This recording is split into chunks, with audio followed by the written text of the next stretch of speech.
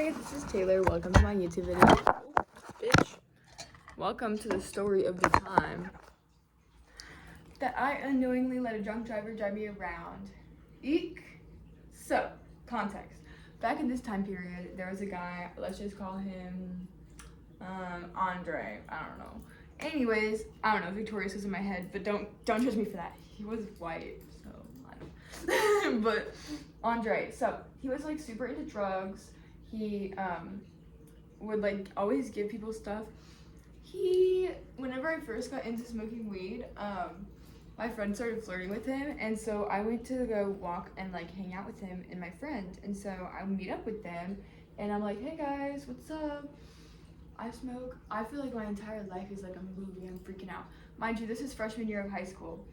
He smokes too, and he's telling us like he's basically bragging about how he smokes so much weed and that weed doesn't faze him because he smokes so much. So he smokes every day and it's not that big of a deal. And like that's kind of how it would be for me now, but like in high school, at the beginning of high school, for that to be the case with you, it was kind of like extreme, you know what I mean? So like he was in with the shits. He would always hang out with people that would become addicted to drugs like right before they became heavily addicted. So it's obvious that he was like basically leading people down the path. And I'm not blaming him. He was clearly an addict, but he was very proud of himself is basically all I'm saying. And he would continuously have this pattern. He went to like community service all the time, rehab, whatever, but he clearly never wanted to change. And like none of us thought for a second that he was ever even gonna try to change. You know what I mean? So I was dating my ex at the time who was abusive. This man would give me the silent treatment, and he would say that he was putting me on punishment. And I just thought it was fine because I had never really been in a relationship before. The only other relationship I'd been in, I'd been cheated on by multiple people. He cheated on me with a senior, and then he bragged about how manipulative he was and how easy it was for him to manipulate people. So me in relationships, I think I just had a toxic mindset on what relationships should be, and I didn't learn until later in life. But yeah, I was stupid hanging out with him, and he was like, let's go hang out with my friend Andre. And I already had a bad taste in my mouth because of Andre, because I didn't really like him because of his reputation and stuff, and I had already hung out with him multiple times. Aside from him having drug issues, he was also just kind of an arrogant, spoiled brat because his parents are rich, and he was just, you know how that is. Like the guys are, he thinks he can do whatever he wants, walk all over everyone, and he could. So he picks us up, and we drive to a vape shop that's down the road, and it's pretty far down the main highway. And I'm like, oh my god, it feels like he's driving erratic, but he's just kind of an arrogant guy, so I thought that he was just driving erratic because he wanted to show off. He was speeding and swerving and stuff, and I was freaking the fuck out because whatever. And then later in life, I was like, I have trauma with cars, but I don't know why I have trauma. There's no reason because I haven't gotten into a car accident. Well, it's probably because of that and the fact that when me and my ex broke up, he literally swerved and sped the entire way home to scare the shit out of me because I thought I was gonna die. So, like, maybe the PTSD from other reasons, maybe you don't have to get into an actual accident to get PTSD. So, but yeah, so he was swerving, freaking me out, whatever, and I'm like, hey, but like, I was too scared to speak up, so I barely spoke up, right?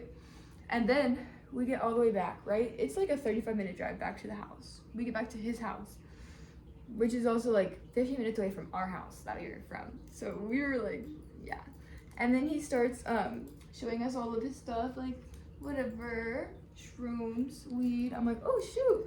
And he wants to give us some shrooms. I'm like, I wanted shrooms and I love shrooms. And I was like, I don't trust you. So I didn't actually get them from him. I was like, what is going on right now? And then he started to give my ex like drugs. I don't even know who he was giving him. And I was like, this is crazy. And then he tried to give him alcohol. I was like, no, don't do that, don't do that. Then he starts dry heaving in the corner. I'm like, what is wrong with him? Like, you know, dry heaving is basically when we try to throw up, but nothing comes out. And I'm like, something's up with this guy. Like, what's going on? So I'm like, okay, this is not, we need to. And then he's like, oh, like, yeah, do you want some of this alcohol? He shows us a bottle of Svedka. This much is left in the bottle of Svedka. He said, I drank all of this today.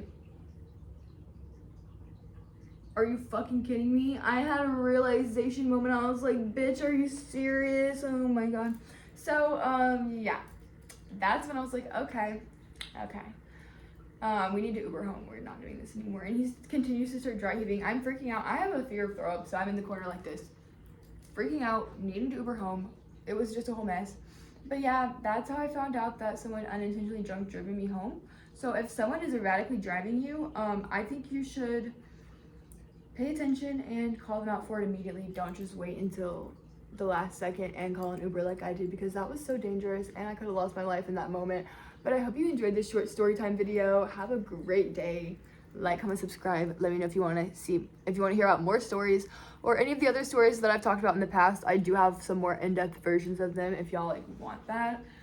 It's just that they don't have a lot of traction, so I'm not just gonna give that to y'all if you don't ask for it. But yeah, I hope you enjoyed, but have a great day and see you next time.